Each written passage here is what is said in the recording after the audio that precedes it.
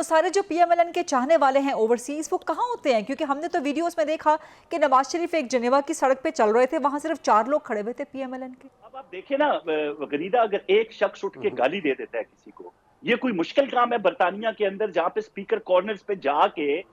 Hyde park میں آپ کسی بھی برطانوی بادشاہ کو، پی ایم کو، کسی کو بھی گالیاں دیں، کھل کے اپنے جذبات کا اظہار کریں؟ تو برطانیہ میں تو یہ اجازت ہے۔ اب اگر لاکھوں کی تعداد میں جو پاکستانی آباد ہیں اس میں سے 11 لوگ نکل کے فساد برپا کر دیں تو اس میں کیا؟ اب 4 لوگ آپ نے جنیوا میں جن کا حوالہ دیا وہ بالکل میاں صاحب سے ملنے گئے تھے، وہاں پہ کھڑے ہو کے انہوں نے اپنے جذبات کا اظہار کیا وہاں پہ۔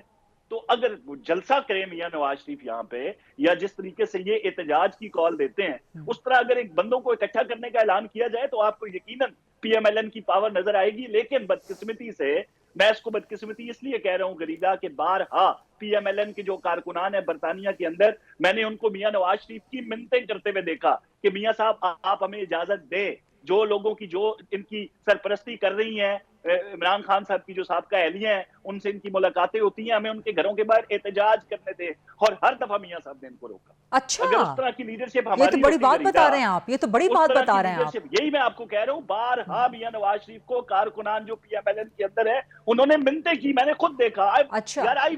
کہ ہم جمائمہ خان کے گھر کے باہر جا کے احتجاج کرتے ہیں،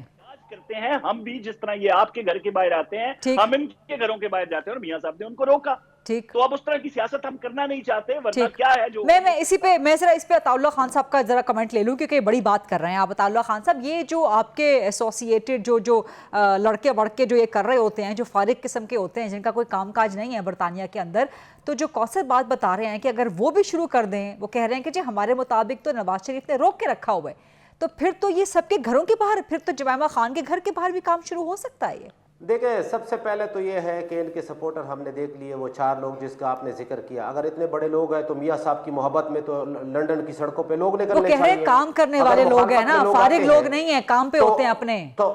اچھا، یہ ان کے لوگ کام کرنے والے دیکھیں نا، اس طرح کے اوورسیز جو ہیں پاکستان کا اثاثہ ہے، آپ نے ان کو ووٹ کا حق کیوں نہیں دیا؟ اس سے اندازہ ہوتا ہے کہ آپ کتنے ان کے ساتھ سنسیئر ہیں۔ اور دوسری بات یہ ہے کہ جمائمہ خان کے گھر کے آگے بھی انہوں نے احتجاج کیا ہے، ان کے پاس اتنے لوگ نہیں ہیں، پاکستان میں بھی لوگ نہیں ہیں، انہوں نے پاکستان میں بھی مارچ کیا ہے۔ میں ایک چیلنج ان کو دیتا ہوں،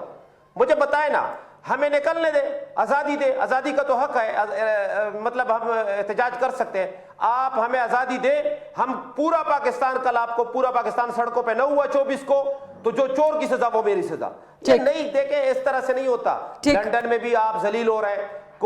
کوئی برا بلا کہہ رہا ہے، ہم پی ٹی آئی والے کبھی بھی، میں نے تو آج تک نہیں دیکھا کہ میرے سامنے یا میں نے کسی کو کہا ہو کہ خدا نخواستہ کسی کو گالی دو یا برا بلا کہو۔